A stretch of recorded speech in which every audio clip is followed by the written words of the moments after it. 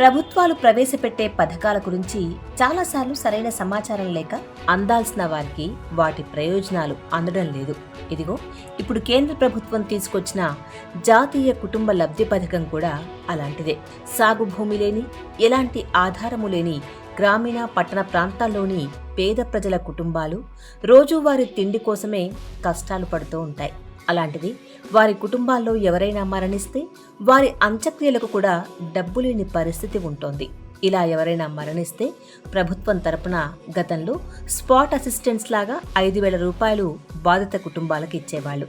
తర్వాత ఈ పథకాన్ని కేంద్ర ప్రభుత్వం కొంత మెరుగుపరిచి కొత్త పథకాన్ని తీసుకొచ్చింది. అదే జాతీయ కుటుంబ లబ్ధి పథకం. ఈ పథకానికి ఎవరు అర్హులో, ఎలా అప్లై చేసుకోవాలో తెలుసుకుందాం.